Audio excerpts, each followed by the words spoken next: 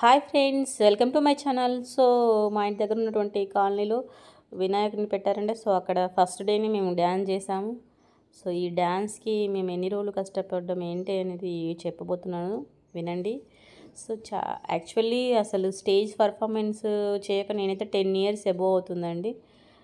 Marriage after ఒకసారి చేశాను అంతే. ఇంకా ఇది ఇన్ని ఇయర్స్ గ్యాప్ తర్వాత 10 years గ్యాప్ తర్వాత ఇదే అండి స్టేజ్ పైన చేయడం.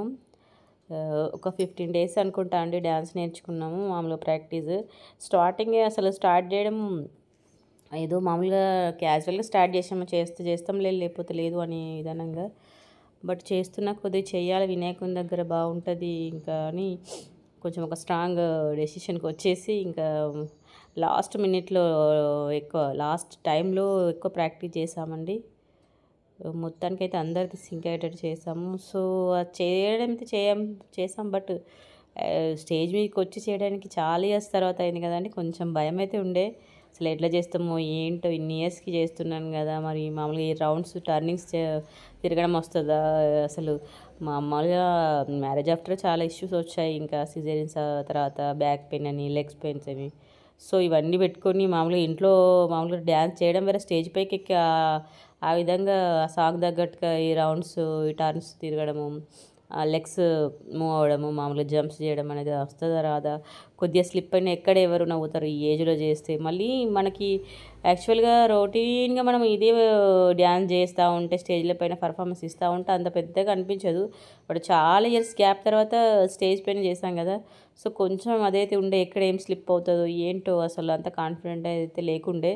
స్టేజ్ పైకి ఎక్కేంత వరకైతే చాలా ఫియర్గా అవన్నీ ఉండే మనసులో.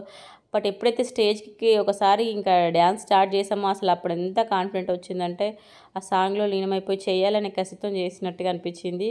సో తర్వాత చేసిన తర్వాత ఇంకా ఇందులో మెయిన్గా థీమ్ ఏంటంటే మదర్ అండ్ డాటర్, మా పాపతో నేను మా ఫ్రెండ్, వాళ్ళ పాపతో నేను మా ఫ్రెండ్ చేసింది.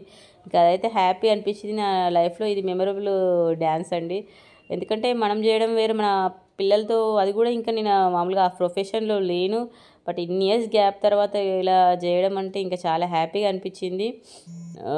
సో మొత్తానికైతే ఈ డ్యాన్స్ తర్వాత చాలా హ్యాపీ అయినామండి. చాలామంది ఇంకా మా పాపను కూడా చాలా మెచ్చుకున్నారు, చిన్న పాప కూడా మీతో పాటుగా చేసింది అని. సో మొత్తానికైతే నేను కూడా ఇంకా ఈ హెల్త్ ఇష్యూస్ అది ఇది ఉన్నాయి కదా, ఏం చేస్తాను ఏంటో అనుకున్నాను. బట్ ఏదైనా ట్రై చేస్తే సాధించిందంటూ ఏది ఉండదు కదా అని తెలిసిందండి ఈ డ్యాన్స్ తర్వాత. సో ఎనీవే, మీకు ఈ డ్యాన్స్ కనుక నచ్చినట్లయితే సబ్స్క్రైబ్ చేసుకోండి, లైక్ చేసుకోండి అండ్ కామెంట్ రూపంలో తెలియజేయండి. సో సాంగ్ అయితే పెడతా అనుకున్నప్పుడు సాంగ్ పెట్టడానికి వీలు అవ్వలేదండి, అందుకే సో మాటల రూపంలో చెప్పి మీరు స్టెప్స్ అయితే బాగా గమనించండి. మీకేమైనా రిమార్క్స్ అనిపించినా, డ్యాన్స్ బాగా నచ్చకపోయినా కానీ కామెంట్ రూపంలో తెలియజేయండి. సో మొత్తానికైతే మీరు కూడా ట్రై చేయండి, మీతో కూడా అవుతుంది. ట్రై చేస్తే ఏదైతే సాధించినట్టు ఏది ఉండదండి.